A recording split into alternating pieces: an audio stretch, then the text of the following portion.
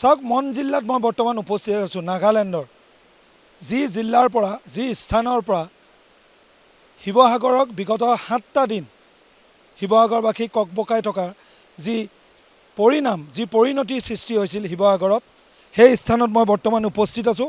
দিখৌ নদীৰ কাষত মই উপস্থিত আছোঁ। যি দিখৌ নদী মন জিলাৰ পৰা যি উৎপত্তিথলী নাগালেণ্ডৰ সেই উৎপত্তিথলীৰ লগতে যি হেঙিং ব্ৰিজৰ কাষত মই উপস্থিত আছোঁ।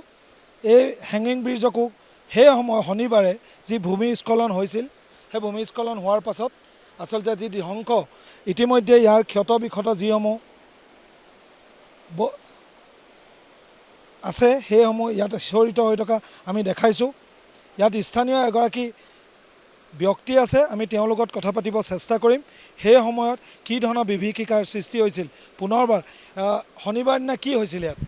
বহুত ডাঙৰ বাৰ আহিছিলে, একদম গছ গছনি হাতী গাড়ীত দাম কিবা এইটো তেলৰ টেংকাৰ এইবিলাক গোটাই অতি কিনে এইটো গৰাখহনীয়া হৈ গৈছে।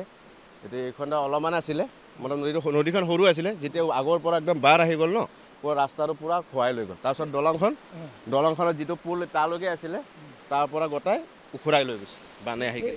এইখন এতিয়া নতুনকৈ বনোৱা, নতুনকৈ এতিয়া বাঁহেদি বনাইছে মানুহখিনি আপডাউন কৰিবৰ কাৰণে। আগত 3-4খন আৰু বস্তি আছে, যাব নোৱাৰাৰ কাৰণে ইয়াৰে ওচৰৰ মানুহ আহি কিনে এইটো বাম্বু দি আনে মানুহকেইটা অহা যোৱা কৰিবৰ কাৰণে। ইফালে চেটাপ আছে, আবৈ আছে, আৰু ইফালে নামচাও আছে, আৰু ইফালে 3-4টা বস্তি আছে, মই নাজানো একদম একজেক্টলি এই জেগাটো কি বুলি কয়। এই জেগাটো হ'ল তুলসীঘাট বুলি কয়, লাকচান নাগিনীমৰা মন ডিষ্ট্ৰিক্ট। লাকচান হয় হয়। ইয়াতে পৰা হাতী উটি গৈছে, আৰু ইফালে টেংকাৰ উটি গৈছে, আৰু তেলৰ বেৰেলবিলাক যিমান আছে এইটো আগৰ পৰা অহা যিমান বস্তু গাছ গছনি মানুহ ঘৰ বহুত বস্তু ইয়াৰ পৰা উটি গৈছে। এতিয়াও সিমানটো কমা নাই, এতিয়াতো অলপ কমিছে, আগৰ সেইদিনা চানডে শনিবাৰত চাই এতিয়া অলপ বহুত কমিছে। এতিয়া পাছলৈকে এতিয়া কি হ'ব এইটো ক'ব নোৱাৰোঁ।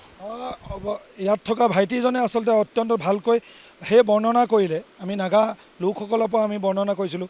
এই দিখৌ নৈ, যি দিখৌ নৈ কাল ৰূপত আজিও 7টা দিন ইতিমধ্যে শিৱসাগৰ চৰাইদেউ জিলাৰ যিসকল নিবাসী তেওঁলোক ককবকাই থকা উপায় আছে। ইয়াতে শনিবাৰে সেই অভিশপ্ত পুৱাটোতেই ইয়াতে ভূমিস্খলন ঘটিছিল, আৰু ভূমিস্খলনৰ যি ফল সেই ফলতেই এই দিখৌ নদী আচলতে ওফন্দি উঠিছিল, আৰু ওফন্দি উঠি এই ক্ষত বিক্ষত হৈ থকা যি দলঙৰ যি ভয়ানক ছবি আমি দেখাই গৈছোঁ। ইতিমধ্যে মই এটা দেখাব চেষ্টা কৰিম।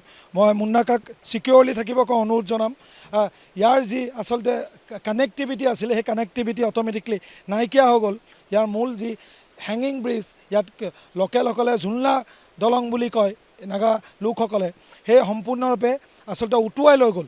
মই গ্ৰাউণ্ড ৰিয়েলিটি যিটো আমি দেখা, সেই কিনাৰৰ যিসমূহ গছ গছনিৰ যি ধ্বংস আমি দেখিছোঁ অৱশিষ্ট, সেই অৱশিষ্টৰ পৰা আমি গম পোৱা যাব ভিজুৱেলছৰ দ্বাৰা যে সেই সময়ৰ শনিবাৰৰ সেই ভয়ংকৰ পৰিণতি কি ধৰণে হৈছিল। আমি শিৱসাগৰৰ বানৰ বিভীষিকা দেখাই আছিলোঁ বিগত 7টা দিন, কিন্তু আজি অসম লাইভ 24ক মন জিলাৰ যি বস্তি বিশেষ সেই বিশেষৰ পৰা আমি দেখালোঁ। ইয়াৰ পৰাই আৰম্ভ হৈছিল, আৰু আমি প্ৰত্যেকটো পইণ্টৰ পৰা আচলতে নাগা পাহাৰৰ পৰা কিছু দূৰৈত আমি অৱস্থিতি কৰিছিলোঁ। তাৰ পাছত বৰ্তমান যি ঝুলনা ব্ৰিজ বুলি কয়, হেঙিং ব্ৰিজ বুলি কয়, তাত আহি পালোঁ। আহি পোৱাৰ পিছত ইয়াৰ যিসমূহ ধ্বংসলীলা, দিখৌৰ যি বলীয়া বানে যি ভূমিস্খলন হোৱাৰ পিছত উৎপত্তি হৈছিল, সেই গ্ৰাউণ্ড ৰিয়েলিটিত আমি আহিলোঁ। লোকেল লোকসকলৰ লগত কথা পাতিলোঁ। সম্পূৰ্ণৰূপে নাগালেণ্ডৰ এটা অংশ সেই বানত আচলতে বহুকেইটা বস্তি আছে বুলি তেওঁ কৈছে। সেই বস্তিসমূহ আচলতে কানেক্টিভিটি অট'মেটিকলি নাইকিয়া হৈ গৈছিল, আৰু এতিয়া এই যিখন দলং বাঁহেৰে বনাই তেওঁলোকে লৈছে, এতিয়া কানেক্টিভিটি এতিয়াও সম্পূৰ্ণৰূপে সুচল হোৱা নাই। সম্পূৰ্ণৰূপে গাড়ী মটৰ এইপিনেদি আহিব নোৱাৰে তেনেকুৱা অৱস্থা। আৰু শনিবাৰৰ পুৱা যি অৱস্থা হৈছিল সেই অৱস্থাসমূহতো আমি দেখাব নোৱাৰোঁ, কিন্তু এই অভিজ্ঞতা যোনে লৈছিল অসম লাইভ 24 দৰ্শকসকলক আমি দেখাই যাবলৈ চেষ্টা কৰিছিলোঁ।